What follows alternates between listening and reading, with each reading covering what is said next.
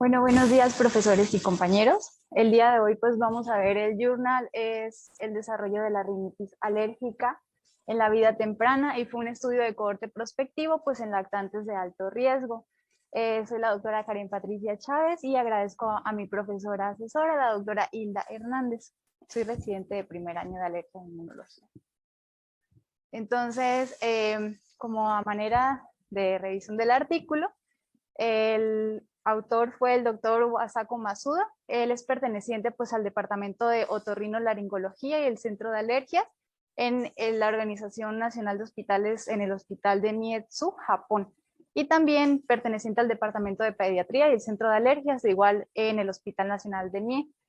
Este artículo fue publicado por primera vez el 1 de febrero de este año y perteneciente pues a en la revista Pediatric Allergy and Immunology, una publicación oficial de la Sociedad Europea de Alergia e Inmunología con un factor de impacto de 6.377. Como manera de introducción, pues bueno, la rinitis alérgica como tal es una enfermedad alérgica que es muy común en la infancia y que esta se va a ir desarrollando, su prevalencia pues está aumentando a lo largo de todo el mundo. Esta tiene una característica importante y es que va a impactar en la calidad de vida de las personas, ocasionando trastornos del sueño, ocasionando también estrés y deterioro en las actividades escolares.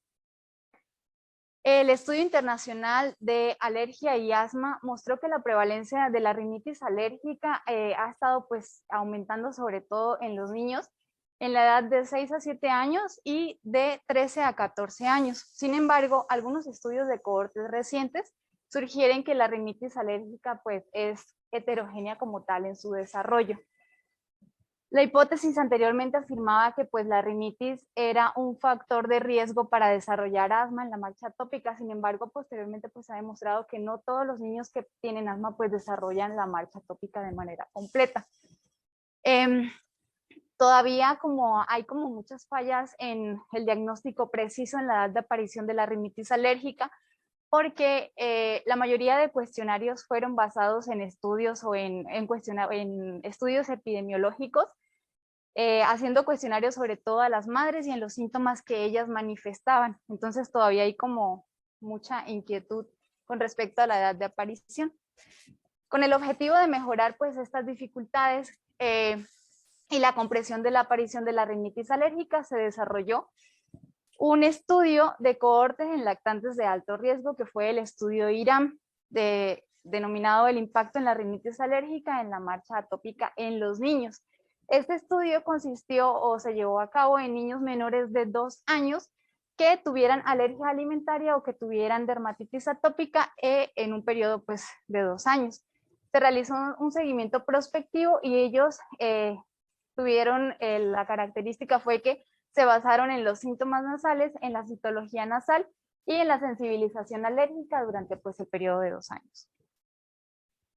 Las guías ARIAS clasifican la rinitis alérgica como intermitente o persistente o de tipo perenne o no estacional, pero sin embargo en Japón hay una alta prevalencia de rinitis alérgica de tipo estacional por el polen de cedro japonés, y también hay alta prevalencia de rinitis alérgica perenne por el ácaro de polvo doméstico.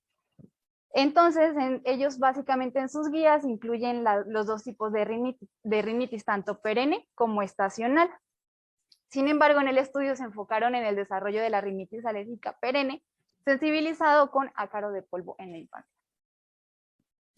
En el diseño del estudio, pues es un estudio de cohorte prospectivo de tipo observacional, multicéntrico, denominado pues IRAM. Ellos incluyeron niños de 6 meses hasta de 6 a 23 meses que tuvieran dermatitis atópica y que tuvieran alergia alimentaria y o rinitis alérgica. Fueron reclutados en 30 sitios diferentes de la región central de Japón en el 2011 y fue realizado por el grupo de investigadores IRAM en Kinkyo, Kuriko.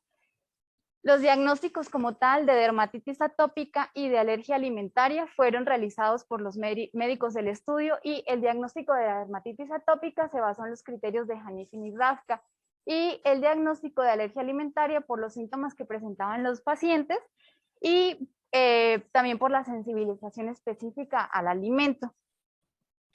Se realizaron desafíos orales en este estudio, sin embargo, no realizaron ese desafío como tal pues a todos los niños. Entonces utilizaron el término de síntoma de alergia alimentaria en lugar de alergia alimentaria y combinaron los dos grupos de niños, los que tenían alergia alimentaria y los que tenían la sospecha de la alergia alimentaria. El objetivo de ellos, pues como tal, fue determinar la marcha tópica en estos lactantes que tenían alto riesgo, sobre todo basándose en el desarrollo de riesgo de asma y de rinitis. Y la primera parte del estudio consistió en 5 visitas que las realizaban cada 6 meses en los primeros 2 años. En el momento como tal del rolamiento de los datos o de los pacientes, se indagaron los antecedentes, por ejemplo, si habían tenido antecedentes de papás que tuvieran enfermedades alérgicas o familiares, que tuvieran sibilancias que no hayan sido diagnosticadas como asma, que tuvieran infecciones en el tracto respiratorio inferior, el número de hermanos, las mascotas y tabaquismo pasivo en el hogar. Entonces, ellos cada 6 meses diagnosticaron asma cuando los niños cumplían unos criterios. Los criterios que ellos definieron era que tuvieran más de 3 episodios de sibilancias, que duraran más de 24 horas en un año y que aparte de eso tenían que haber respondido a beta-2 agonistas o a corticosteroides inhalados. Fue muy difícil, pues era muy difícil o es muy difícil catalogar asma en pacientes pues preescolares o menores de 5 años. Entonces, las guías GINA pues definieron como tal las sibilancias recurrentes de alto riesgo como asma probable a todos aquellos niños que cumplieran pues la definición anterior. Se tomaron muestras de sangre y de secreciones nasales en el momento de la inscripción al año y a los 2 años. El estudio pues fue aprobado por el Comité de Ética del Hospital Nacional de Mie y todos los padres o los tutores pues dieron el consentimiento informado por escrito de todos los niños. En cuanto a la evaluación de los síntomas respiratorios, ellos desarrollaron un cuestionario que le aplicaban a los papás de los síntomas respiratorios con intervalo de cada 6 meses. Se basaron básicamente en la rinitis alérgica de tipo perenne y en los últimos, le hicieron la pregunta a los papás, en los últimos 6 meses su hijo ha tenido estornudos, goteo o nariz tapada, incluso cuando los niños no tuviesen algún resfriado o gripe. Y si la respuesta de los papás fuera positiva, ellos tenían que también indicar la frecuencia con la cual los niños pues habían presentado este tipo de síntomas. Hicieron exámenes de secreciones nasales. El examen citológico se realizó sobre todo cuando los niños estaban pues sanos, no tenían como tal una infección o signos de infección respiratoria aguda. Se tomaron las muestras como tal, frotando pues los cornetes inferiores con hisopos y las muestras se extendieron sobre un portaobjeto, se secaron y se fijaron, se tiñeron con solución de Hansel de eosinostén. Se examinaron por microscopía óptica por un técnico de laboratorio, en búsqueda de neutrófilos, eosinófilos o bacterias. Y una característica importante que tuvo el estudio es que todas las muestras fueron examinadas por el mismo técnico y él desconocía como tal los síntomas de los pacientes y también desconocía como tal los niveles de IgE específica. Se examinó todo el portaobjetos y se enumeraron pues las células en 400 aumentos. Consideraron eosinofilia positiva si tenían 5 o más y la relación de porcentaje de eosinófilos neutrófilos mayor al 10%. En cuanto a la sensibilización de alergenos comunes, la mayoría de los estudios de alergenos que ellos hicieron fueron las mismas representadas en otros estudios y se analizaron IgE total y anticuerpos IgE específica utilizando el inmunocap. Consideraron positiva la sensibilización a ácaros de polvo doméstico si era mayor a 0.35 kilunidades por litro. Y clasificaron la rinitis alérgica perenne sensibilizada con ácaro de polvo en los niños con base en 3 criterios clínicos: que tuvieran síntomas nasales persistentes, que tuvieran eosinofilia nasal y que tuvieran sensibilización al ácaro de polvo. Con base en estos 3 criterios formaron como tal 8 fenotipos, diferentes de sus síntomas. También midieron como tal la IgE para polen de cedro japonés, que es el alergeno más común en Japón, y resultó positiva en varios niños. Sin embargo, la mayoría de estos niños que resultaron positivos no presentaron síntomas, entonces pues no se incluyó como tal la rinitis alérgica de tipo estacional, solamente consideraron pues la perenne. En cuanto a los fenotipos, los dividieron en dos grupos. Los fenotipos tipo rinitis alérgica y los no rinitis alérgica. La rinitis alérgica clásica cumplía con 3 criterios positivos, tanto para síntomas nasales, para eosinofilia nasal y la sensibilización al ácaro de polvo. Y los siguientes fenotipos, como la clásica, eosinofílica, sin eosinofilia nasal y la subclínica, cumplían 2 de los 3 criterios positivos. Sin embargo, los fenotipos no riníticos cumplían 1 o ninguno de los criterios o de los síntomas. En cuanto al análisis estadístico, ellos utilizaron pruebas de chi cuadrada para comparar la distribución de la prevalencia de esos factores y también hicieron un análisis de regresión de Cox en el momento del enrolamiento hasta el momento en que los pacientes presentaban los síntomas de sibilancias recurrentes de alto riesgo para evaluar como tal el impacto de la rinitis alérgica y los factores de riesgo. Esos factores de riesgo que ellos tuvieron en cuenta eran si el paciente tenía infecciones del tracto respiratorio inferior, si el paciente tenía antecedente de asma en los papás, si iban a guarderías, si tenían mascota en la casa o si tenían un tabaquismo pasivo en relación con el desarrollo de asma. En cuanto a los resultados, ellos ingresaron como tal, bueno, se seleccionaron 304 niños, pero 299 se inscribieron en el estudio. El 90% de los pacientes permaneció durante el primer año y el 79% completó los 2 años. Se evidenció que la mayoría de los niños, hasta en un 86%, tenían alergia alimentaria, sobre todo a leche, a huevo y al trigo y algunos otros alimentos. La dermatitis atópica también se diagnosticó hasta en un 70.2% de los pacientes. El antecedente de sibilancias no diagnosticada como asma en el 17.3% y también infecciones de vías respiratorias hasta en un 10%. En cuanto a la prevalencia de los síntomas nasales, esta tablita pues va a resumir como tal los cambios de la prevalencia de los síntomas nasales y también la citología y la IgE específica pues para el ácaro de polvo en un periodo de 2 años. Con el transcurso de los años lo que se pudo evidenciar fue el aumento como tal, tanto de los síntomas nasales como en los eosinófilos, neutrófilos, la relación que había y la IgE específica fue como en progresión durante los 2 años que se hizo el estudio, desde el momento del enrolamiento de los síntomas. Y en esta tablita podemos ver la prevalencia de los fenotipos que fueron relacionados con rinitis alérgica. Entonces, en la rinitis alérgica clásica, que era la que cumplía los 3 criterios, en el momento en que se hizo el enrolamiento de los síntomas, desde un 2.9% aumentó al primer año hasta en un 17.1% y a los 2 años hasta el 29.5%. Así, la rinitis alérgica subclínica también se evidenció una prevalencia en el primer año de 3.3%, en el segundo año de 11.7% y en el segundo año de 26.6%. En comparación con los fenotipos sin rinitis, que la prevalencia fue fue aumentada en un inicio y terminó disminuyendo a los 2 años de seguimiento.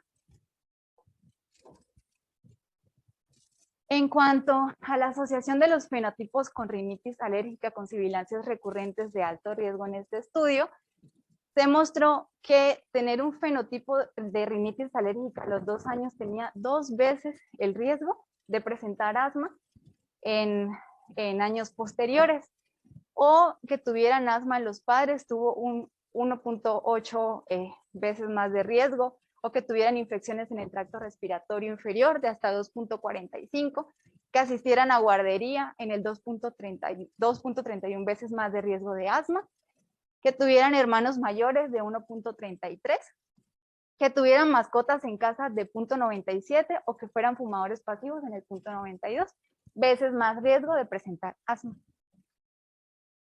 Entonces, en cuanto a la discusión, como tal, el objetivo pues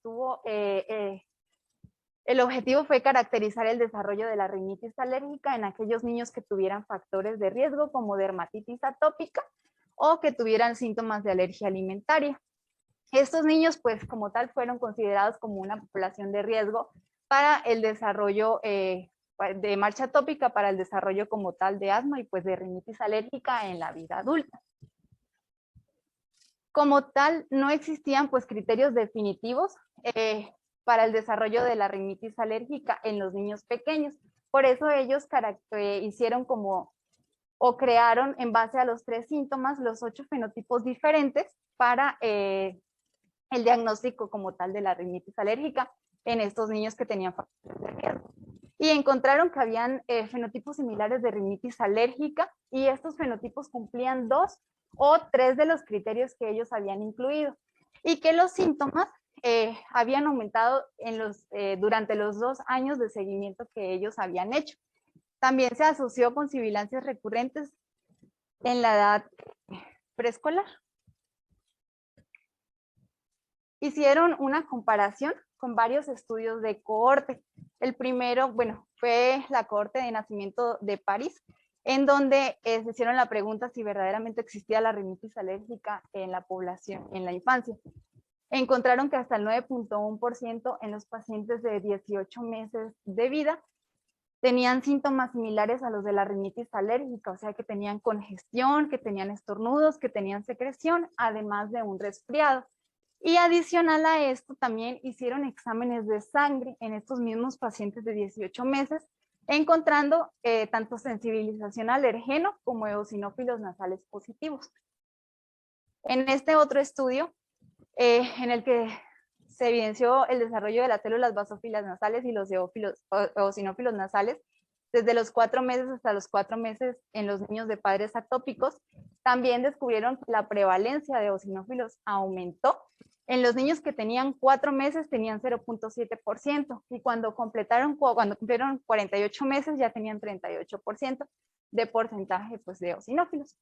Y que esto fue mayor en los pacientes que tenían algún grado de alergia alimentaria. En este otro estudio, en el que mostraron la historia natural de la rinitis alérgica en la infancia, que fue la cohorte de MAS, basada principalmente en el cuestionario de síntomas de Isaac, desde los 3 a los 13 años, también se mostró un aumento, sobre todo en los hijos de padres que tenían antecedentes alérgicos. Entonces, todos esos estudios, comparados con el estudio que ellos hicieron, pues coincidieron con los resultados.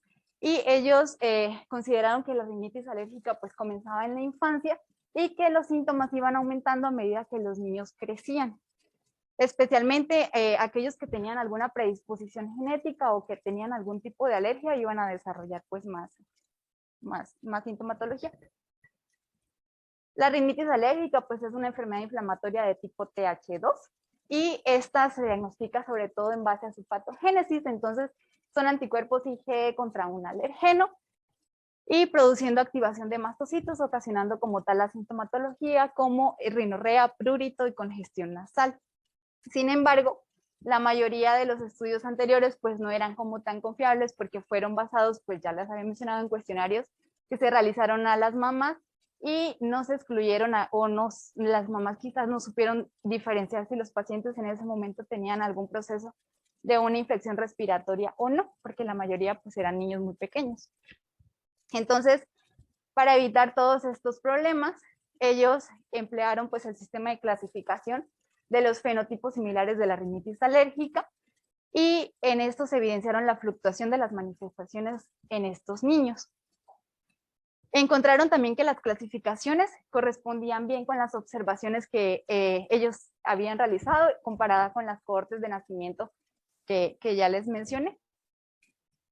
Se consideró la eosinofilia nasal cuando en adultos presentaban más del 10 al 20% y en los niños de 11 a 15 años más de 10%. También encontraron la relación de proporción eosinófilos-neutrófilos que fuera mayor del 10%, también se consideró eosinofilia positiva. Indicaron también que la multimorbilidad es un rasgo característico en estos niños. La mayoría de estos niños presentaban asma, rinitis y eczema, o sea, venía concomitante con otras enfermedades.